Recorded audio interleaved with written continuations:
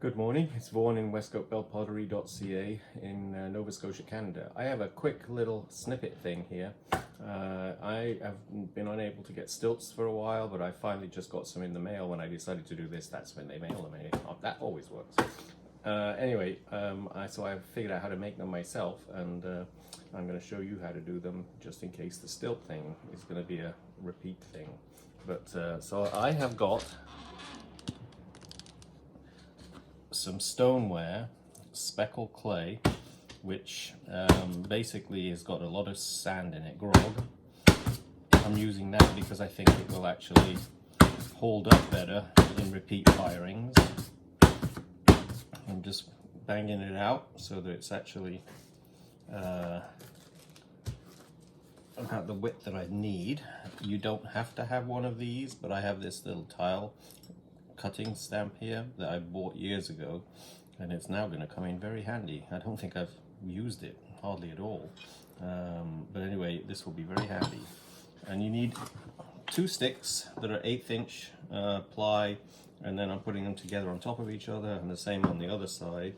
So I'm basically rolling, I think they're the same thickness. Oh no, that's okay, I checked. They're 2 different thicknesses of wood.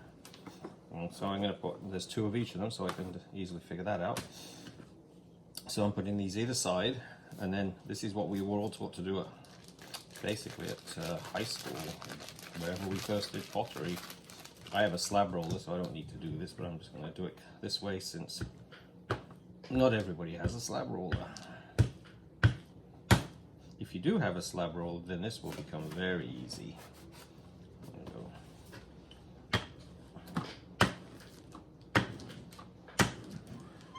There we go.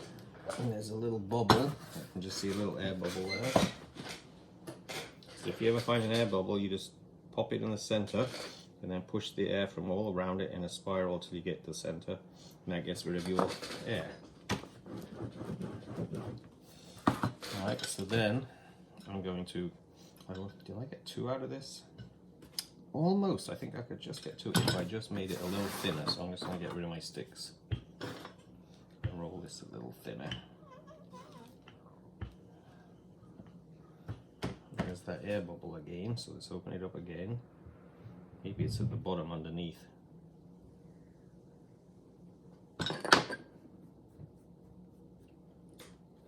Alright, so now I think I can get 2 of these. So all I'm going to do is get this close to the edge, press it down, and pull the plastic back off the back, pull this out. So I have basically a tile. Make sure you don't, this is a dry dusty surface a little bit, so I'm just going to put it down there. You can put it on a piece of paper, would be a little better idea. Now here's the key.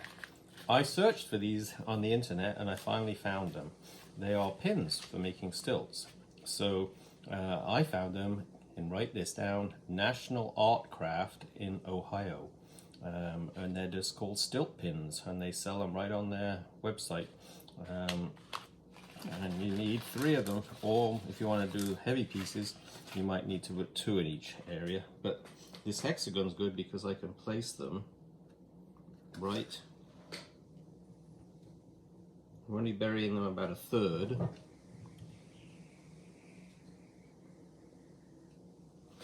And then this is so nice because it actually, I'm lining it up now. Let's see if I can get you a bit closer here. So I'm basically lining this up, try and get it symmetrical, and then pull it out. We'll have to wedge that up and get another one. Same again, trying to be as symmetrical as possible. Now of course, if you don't have this tile cutter, you're just going to draw this by hand and cut it out with a knife.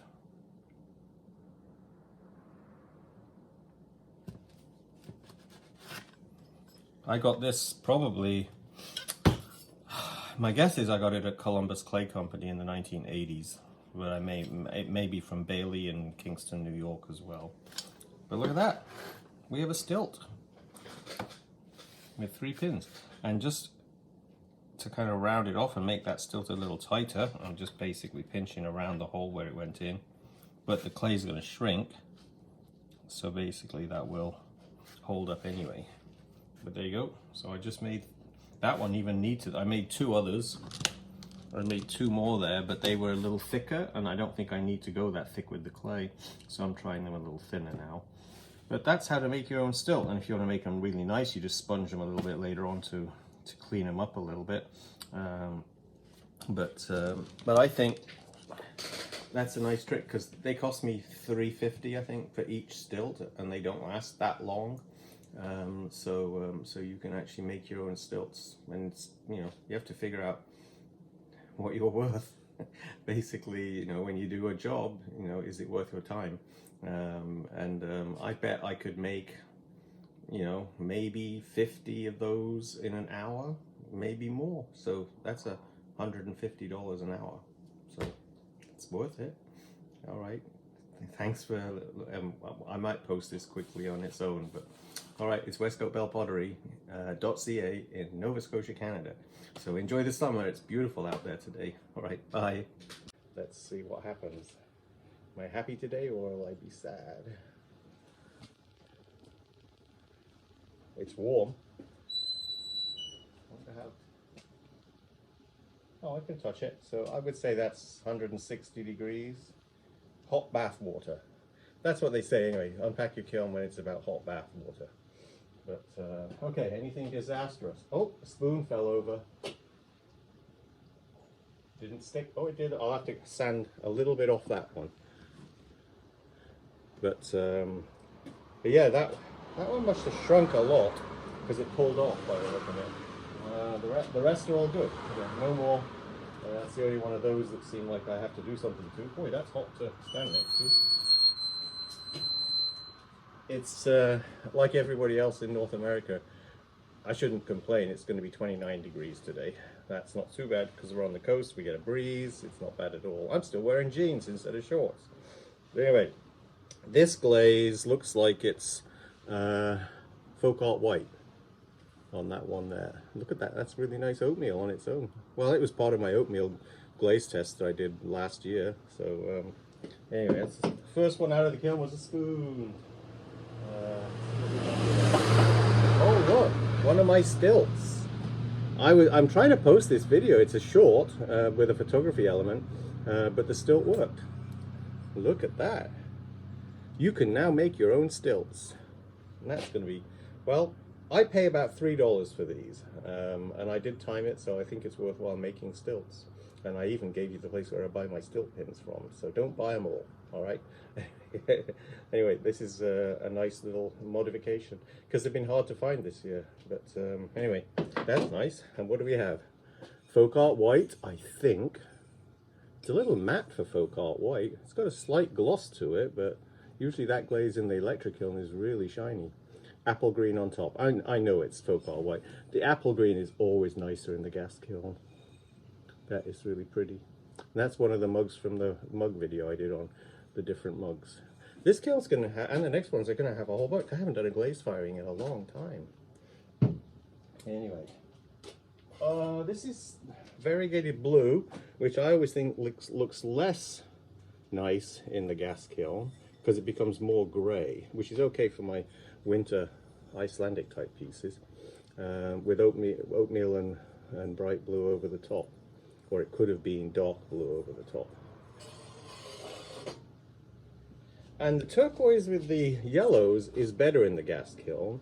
The turquoise is less bright, but the yellows are less acidic.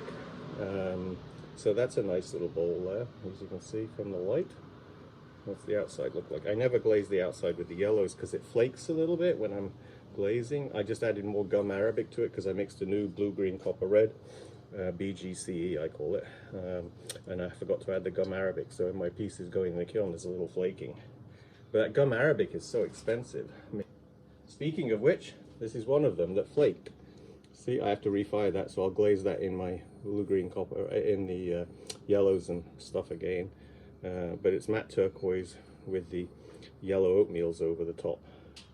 There's so much to remember. My brain's full. Another spoon. That one fired perfectly. So when I get the sheep out, this will look really nice, I guess. Yep. These are all lifting off perfectly. So we got the mouse grey, the licorice, and my regular oatmeal. So those are nice.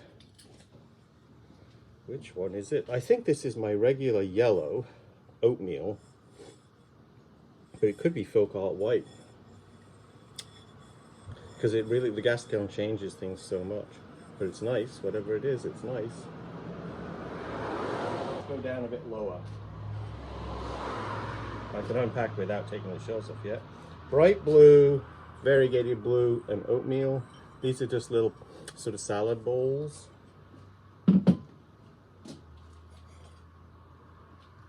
Variegated blue with dark blue and oatmeal. You just saw one of those. That's my regular white. It's a nice white, isn't it? And then I got my regular oatmeals here. Whites and oatmeals. A nice little grouping. These things shrank a lot. That one has a little bit I have to sand off just at the tip there. But licorice, oatmeal, folk art white, and the actual grey. I think we've got folk art white there. Now, that's interesting.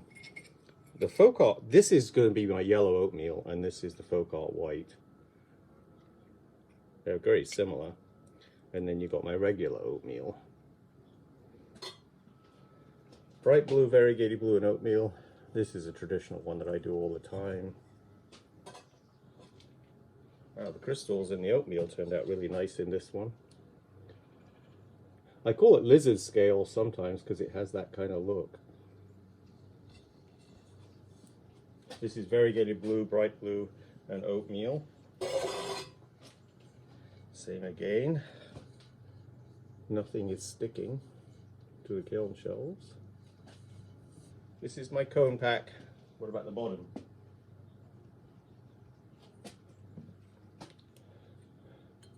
I'd say we're within 5 to 10 degrees Fahrenheit, top to bottom, so that's pretty good. This is cone 7, the last one, which I don't want to bend except for a little bit, and it looks like it's good. No runs yet. Touch wood. Oh yes, here's the little winter pieces. I like that ball. There should be a bunch of these in here. Wow. The Tenriku gold is on the dark red clay there, so it always comes out a little darker, but there's lots of speckles of gold in there. And then variegated blue and oatmeal over the top. And the variegated blue, it's a new batch of variegated blue too. And it's very grey and not so blue. That's the iron in the variegated blue, so it tends to go a little bit black in the firing and dull the variegated blue. One of the bright blue bowls with oatmeal and variegated blue. Oh, that's nice. That's one of the landscape plates you just saw me glazing in the video I posted today. Here's another one of the Icelandic plates that I put in that video.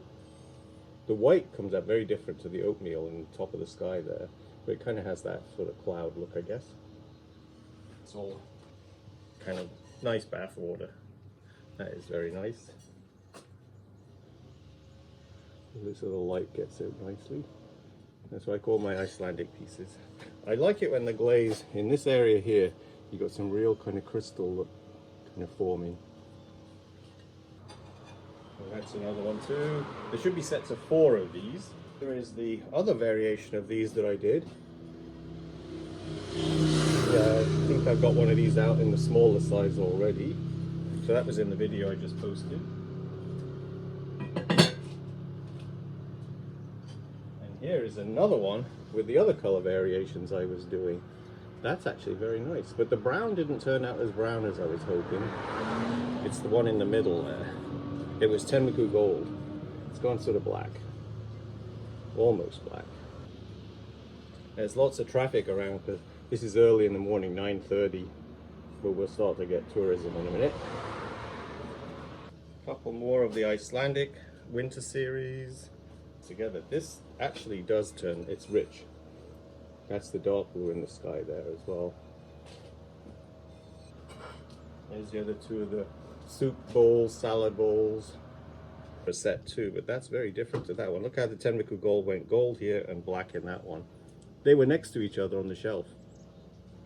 Same in this one. These are two in the same set, but they definitely, that Tenriku gold can on the same shelf. But that's the gas kiln. The flame is just changes depending on where things are. And this blue on the top here is a slop glaze that I mixed a bunch of blues together to get that semi-matte blue, and it worked out really nice. And another one in that set there. There's the different sizes. This is upside down. So there's a whole set of 4 of each of these. And more of the winter bowls. There's a lot of these at this level.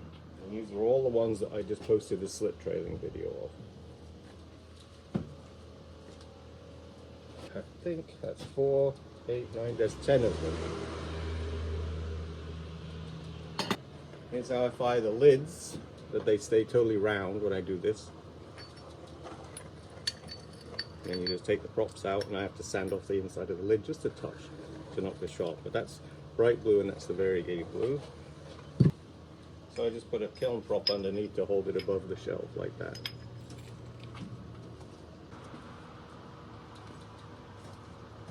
Here's a beauty. It's on the bottom. That's Tenriku gold, the way it should be, with the equal amounts of dark and gold. I like it when it does that. And then I did some slit trailing over the top in the cranberry and the variegated blue, or dark blue I used for slit trailing, and the outside. That's a nice bowl. In the gallery, seems like this year people are buying large bowls. We are actually up considerably from last year, about 30%. So it looks like there's a lot of stuff going on in the world, but I think people are having a big hurrah at the moment. So even with gas prices the way they are and whatever else is happening,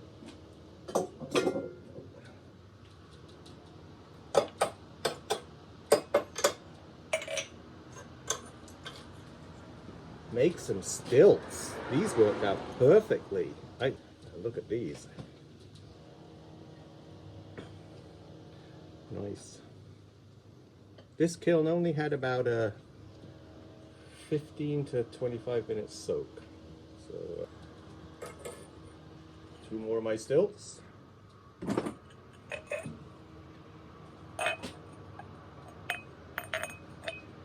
What's the difference there, I wonder?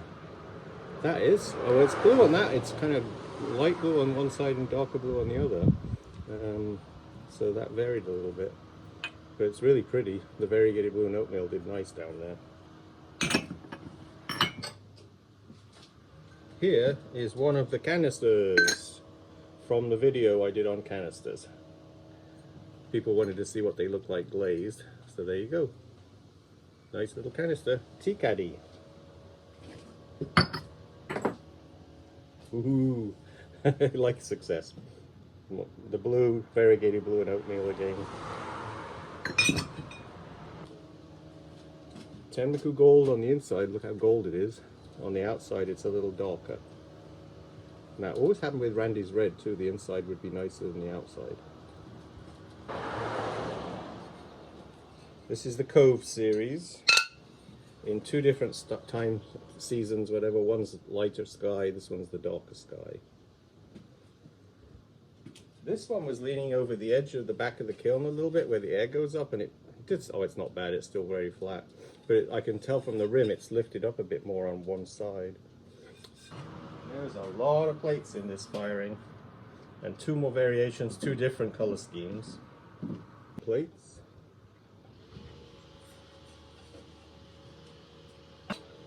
Now remember when I was showing you how to do these, you don't need lots of big 5-gallon buckets of glaze to do this process.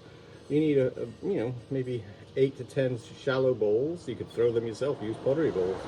And then 1-pint jars of glaze will do this. You know, so you could have 10 different 1-pint glazes, 10 bowls, and you're simply slit trailing or pouring the glaze over the piece. So you don't need a lot of glaze.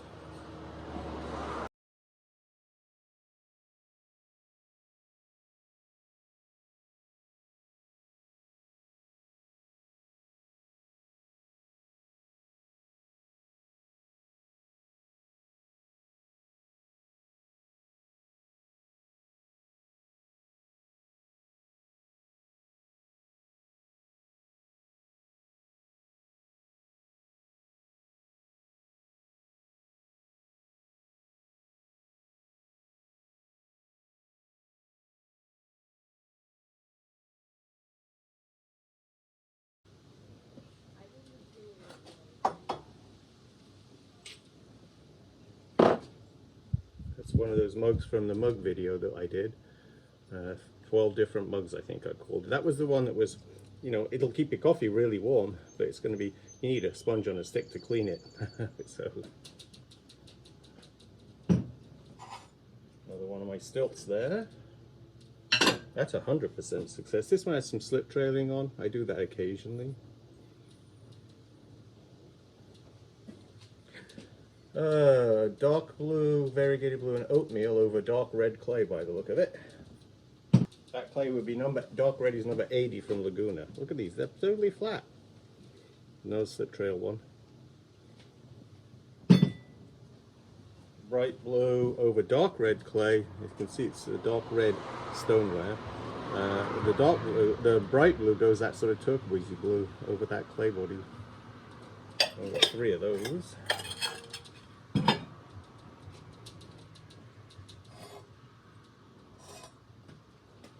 I ran out of clay, so I had dark red clay was the last one I got used up. So I did a lot of pieces in it, and the glazes always go darker over it. That's a nice big bowl there.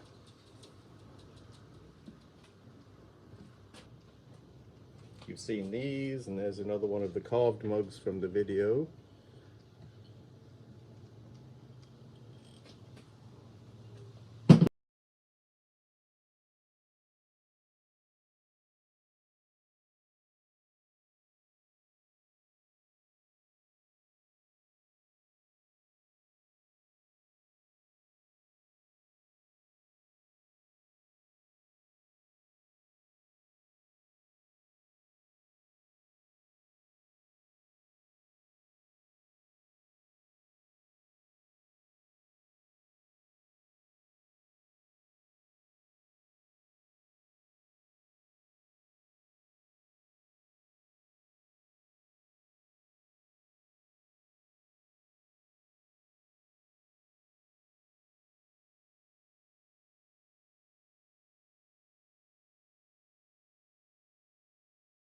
Get thicker, didn't cut it down as much, but it worked fine.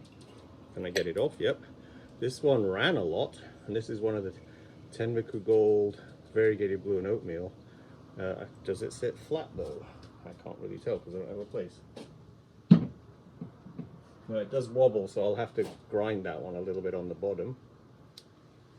But this was without cutting the stilts much at all.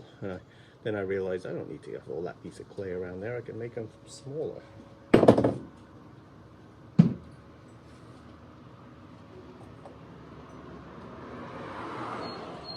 One of my hand stilts, one of the commercial stilts. That one ran a little bit, so I'll have to grind. This is the usual case with variegated blue. You always end up with those beautiful runs, but they always run down a little bit onto the bottom, and you have to sand them, grind them.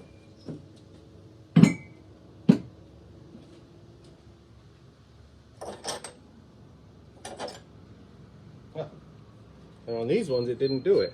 That's interesting. What's that? Oh, it's just the glaze. Thought it was a chip, but it's the glaze, but it looks like a chip. Anyway, these turned out very nice. Just lotion pump bottles.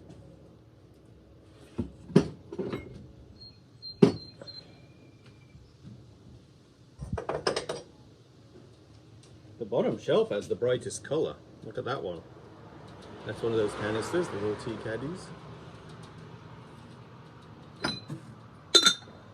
There you go. Very nice. I like those. Wonder if they'll sell. I think the bottom of the kiln is the nicest part of the kiln, and that's very nice. There should be a lid here too. Are we going to be lucky with the lids? Oh, look at this. All the lids are fitting so far.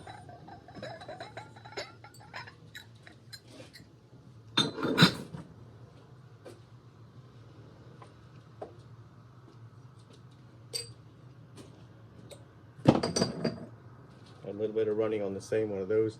They're always so nice, but they always have those runs.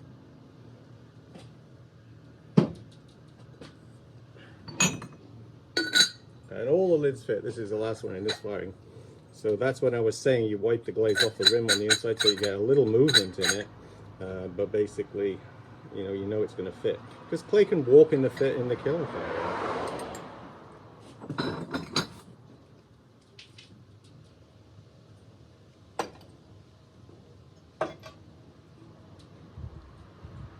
apple green. That one's apple green and oatmeal. This is the Tenmiku with variegated blue and oatmeal. And this one, I'm gonna have to remember not to glaze as far down. Those tumblers I must have glazed further down, which is why they ran more.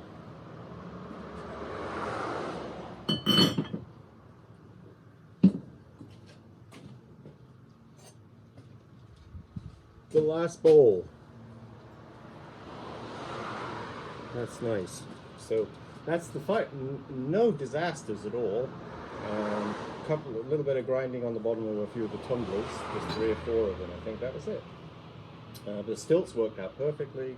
The spoons all worked without, falling apart or falling over in the kiln, except for one which didn't even damage it much. So everything's great. I'm going to repack this kiln with fish now, so that'll be the next one. So fish unloading next week. All right. So this is Vaughan Smith saying thank you very much for watching the channel, and I hope I'm helping a lot of people and passing on the knowledge of almost 50 years of making pots now. I started in 1973. All right. Thank you very much. One of the questions on my comments was that how do I photograph my work? So I'm just doing a little short brief one here, maybe less than 5 minutes, to actually show how I photograph my work. I used to pay a professional photographer when I used to do craft fairs to actually, and because you don't know which pieces you're going to use, so you have to have lots of pieces. And you have to ship the pieces to the photographer if he doesn't live close to you and stuff like that. So it was costing a lot of money to photograph. And then digital photography came along. And I think you can do now pretty much mostly what you need to do using digital photography. You can use a professional SLR type camera, or you can just use an iPad. If it has to be enlarged, they want them in a certain size format. So it's a good idea to make sure you've got that sorted out with your software and your computer, but just for the web, an iPad is perfectly fine. In fact, it's great. So this is how I do it. I bought a backdrop. Let me just give you a little look at that. I bought a backdrop from B&H Photo in New York City. It was $100 and a little bit for shipping. But basically I bought a couple of different ones, and I always use this one. The other one I've hardly used. In fact, I unpacked it and took a look at it and thought, well, I like the other one better, so I'm sticking with this. And this one's a couple of years old, and it's in my studio, so I bet it's got a few clay sort of drips on it and stuff, but they don't show up. And I just use that. Natural light is better. I do have some umbrellas. There's one laying down over there.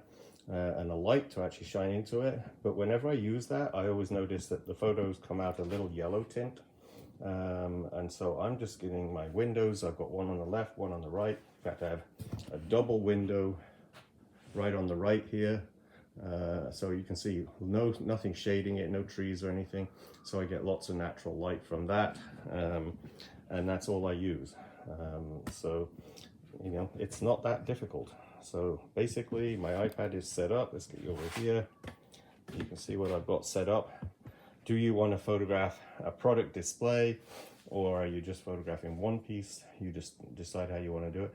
I like to do interesting little groupings as well as my individual shots. So I just set this one up to show the stacking, sort of random rim bowls that I make with the Icelandic series. And I just set it to photo. I framed it up nicely in there. There's a little shadow cast behind it. I always like if there's a little bit of a shadow, because it gives the photography a little bit of 3 dimensions a bit. And it fades from white at the bottom to a sort of mid-gray in the top, because that's the actual roll that I've unrolled. It will fade to black, but I don't like it going to black. It makes the photograph a bit more depressing, I think. So fading white to gray, I think, is quite nice. So that's natural light. So all I'm going to do, I got a nice little grouping there. It's set to photo on the iPad, and I just click take photo and then take a look at it. That's what it looks like. That's a really nice little grouping. I don't see anything. I think the customers will be happy seeing that. And even if I was applying to craft fairs, I feel like that's a nice enough little shot there. And craft fairs are a crapshoot basically. So you can stress out over taking your photographs and which pieces and how to take them. It's just a nightmare. I'm so glad I don't do craft fairs anymore. But anyway, that's how I take photos with the iPad.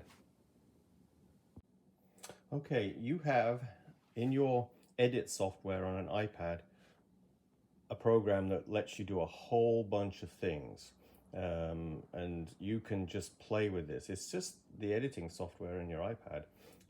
So I'm not even sure what a lot of these do, because I think my photos turn out great just straight, so I don't do much. But you've got all sorts of stuff that you can do.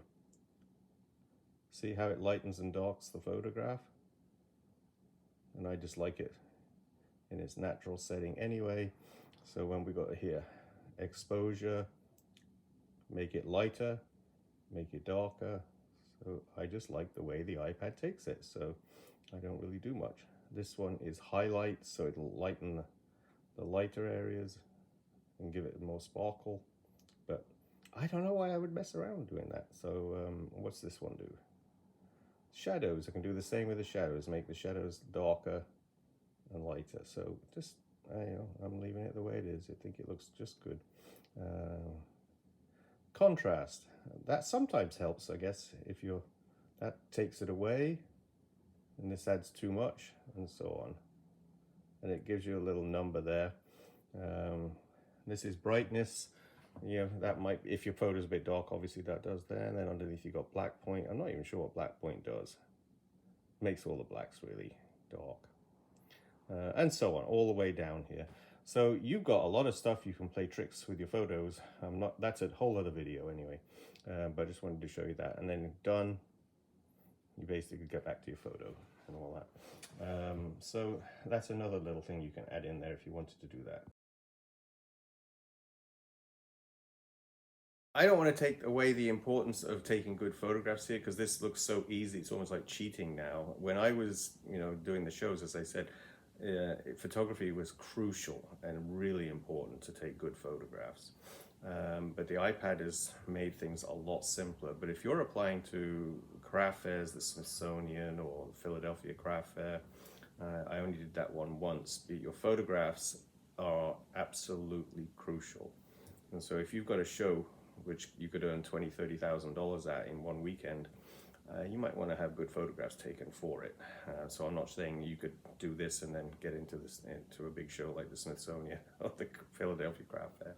But anyway, I just think that this makes life really simple. For the web, it's just great.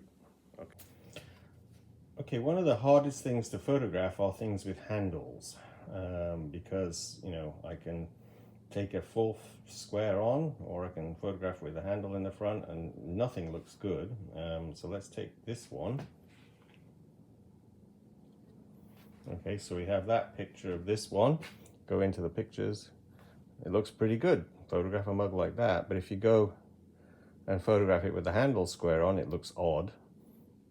And if you photograph it like that, you've got half the screen on the right hand side which looks kind of empty, and so it doesn't, it has that kind of unsatisfactory kind of feel to it. So the perfect solution is to take an angle shot, so you can get it more centered, less upsetting about the actual composition. That looks pretty good. So that's a good tip.